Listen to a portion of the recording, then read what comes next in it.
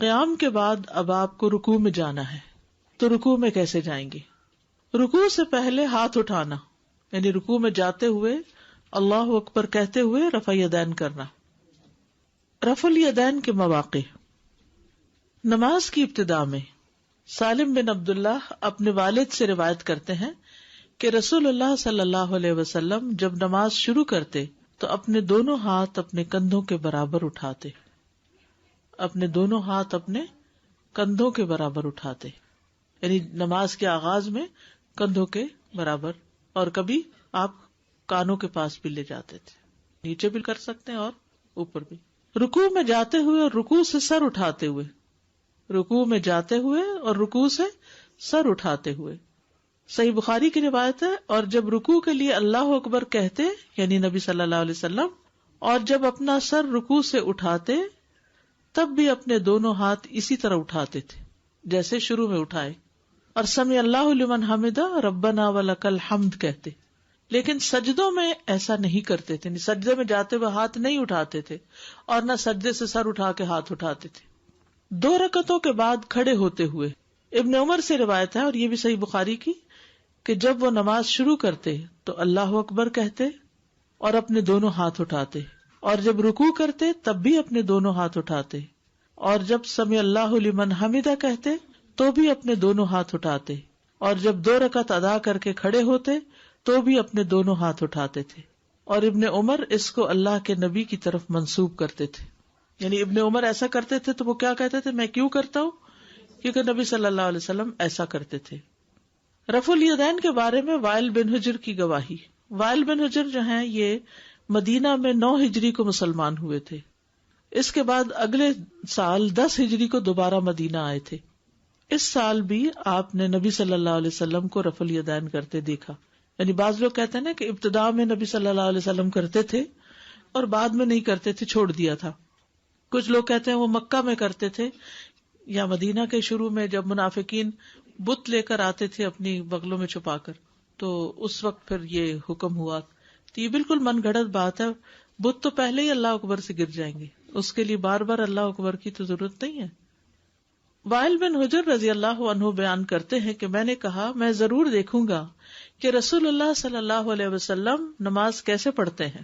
بیان کیا کہ آپ صلی اللہ علیہ وسلم کھڑے ہوئے اور اپنے دونوں ہاتھ اٹھائے حتیٰ کہ آپ کے کانوں کے برابر آ گئے، ٹھیک ہے، پھر آپ نے اپنے بائیں ہاتھ کو اپنے دائیں ہاتھ سے پکڑ لیا، اللہ اکبر کہہ کے کانوں تک اللہ اکبر کر کے پھر بائیں ہاتھ کو دائیں ہاتھ سے پکڑ لیا، پھر جب رکوع کا ارادہ کیا تو اپنے دونوں ہاتھوں کو اٹھایا حتیٰ کہ آپ کے کانوں کے برابر آ گئے، پھر اپنے دونوں ہاتھ اپنے دونوں گھٹنوں پہ رکھ دیے، پھر جب رکوع سے سر اٹھایا پھر اپنے ہاتھوں کو اسی طرح اٹھایا۔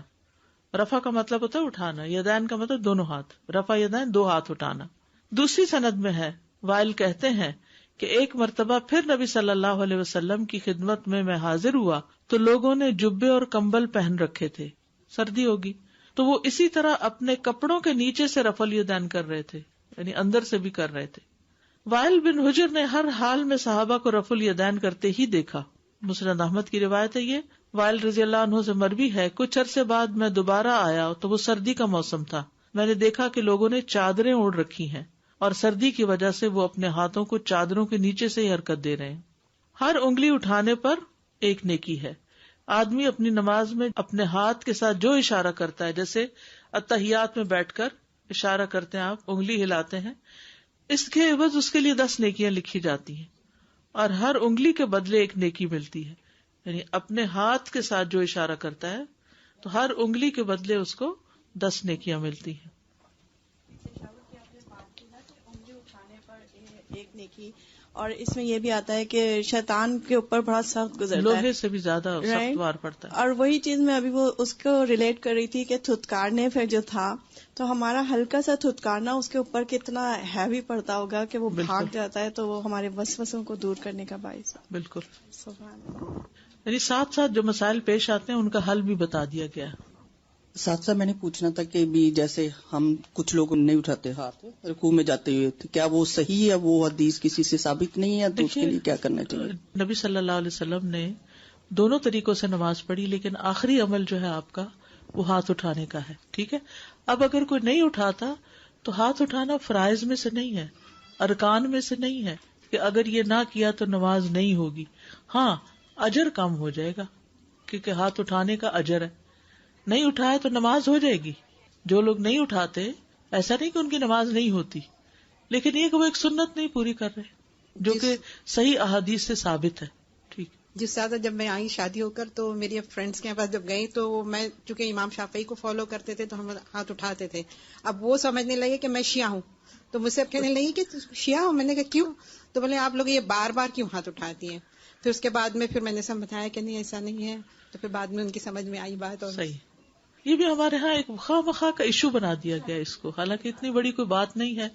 2 دفعہ ہاتھ اوپر کرنا یا نہ کرنا اس کو اتنی یعنی اسلام اور کفر کی جنگ بنا دیا گیا ہے. ایک ہی نماز میں مطلب جب آپ عادت کر رہے ہوتے ہیں رفع یدین کرنے کی یا نہ کرنے کی, تو ایک ہی نماز میں اگر آپ نے کیا اور پھر دوسری رکعت میں چھٹ گیا تو کوئی حرج, فرض نہیں ہے. ڈاکٹر صاحب جب ہاتھ پکڑتے ہیں تو سیدھا ہاتھ اوپر رکھتے ہیں یا الٹا ہاتھ؟ مجھے لگا آپ نے کہا کہ بائیں ہاتھ سے پکڑیں. میں نے یہ کہا کہ بائیں ہاتھ کو دائیں ہاتھ سے پکڑے. یہی میں کنفیوز ہوں. جی.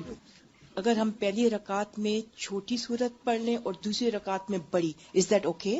نماز تو ہو جائے گی مگر سنت کو فالو کرنے کا اجر نہیں ملے گا. پہلی میں بڑی اور دوسری میں چھوٹی؟ جی ہاں, ایسے کرنا چاہیے, یہ مسنون طریقہ ہے. اگر کبھی ایسا ہوتا ہے کہ انسان کو خیال نہیں رہتا, وہ ایسی شروع کر بیٹھتا ہے کہ جو لمبی ہو گئی, تو حرج نہیں ہے, گناہ نہیں ہے, نماز پوری ہو جائے گی. جی.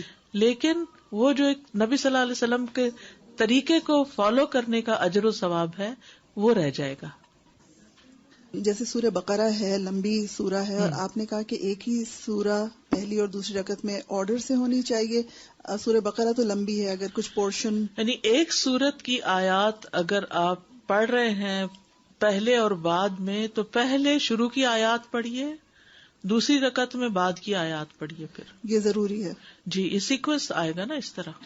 اگر بھول گئے کبھی تو کوئی بات نہیں. جی, نماز ہو جائے گی.